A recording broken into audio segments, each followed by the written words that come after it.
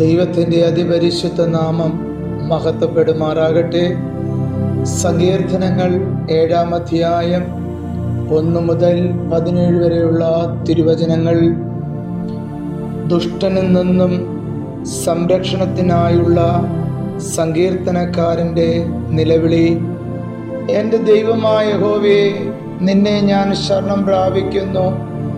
എന്നെ വേട്ടയാടുന്ന എല്ലാവരുടെ കയ്യിൽ നിന്നും എന്നെ രക്ഷിച്ച് വിടുവിക്കണമേ. അവൻ സിംഹം എന്ന പോലെ എന്നെ കീറിക്കളയരുതേ. വിടുവിപ്പാൻ ആരുമില്ലാതിരിക്കുമ്പോൾ എന്നെ ചീന്തിക്കളയരുതേ. എൻ്റെ ദൈവമായ യഹോവേ, ഞാനിത് ചെയ്തിട്ടുണ്ടെങ്കിൽ, എൻ്റെ പക്കൽ നീതികേടുണ്ടെങ്കിൽ, എനിക്ക് ബന്ധുവായിരുന്നവനോട് ഞാൻ ദോഷം ചെയ്തിട്ടുണ്ടെങ്കിൽ, ഹേതു കൂടാതെ എനിക്ക് വൈരിയായിരുന്നവനെ ഞാൻ വിടുവിച്ചുവല്ലോ. ശത്രു എൻ്റെ പ്രാണനെ പിന്തുടർന്ന് പിടിക്കട്ടെ. അവൻ എൻ്റെ ജീവനെ നിലത്തിട്ട് ചവിട്ടട്ടെ. എൻ്റെ മാനത്തെ പൂഴിയിൽ തള്ളിയിടട്ടെ. യഹോവേ, കോപത്തോടെ എഴുന്നേൽക്കണമേ.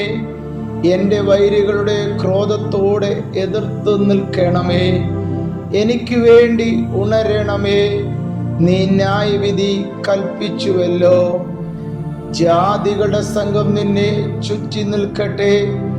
നീ അവർക്ക് മീതെ കൂടി ഉയരത്തിലേക്ക് മടങ്ങണമേ.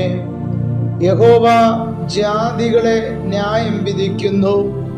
യഹോവേ, എൻ്റെ നീതിക്ക് പരമാർത്ഥതയ്ക്കും തക്കവണ്ണം എന്നെ വിധിക്കണമേ.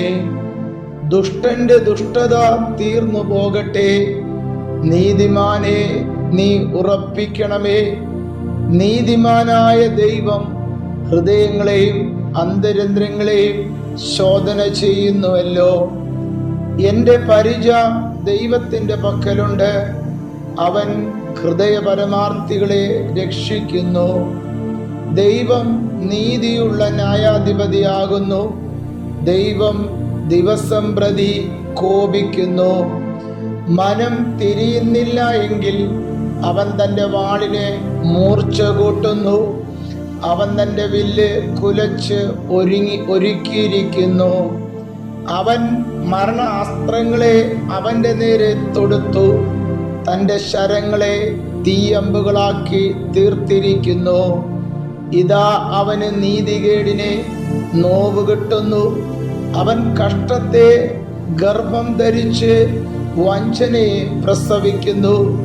അവൻ ഒരു കുഴി കുഴിച്ചുണ്ടാക്കി കുഴിച്ച കുഴിയിൽ താൻ തന്നെ വീണു.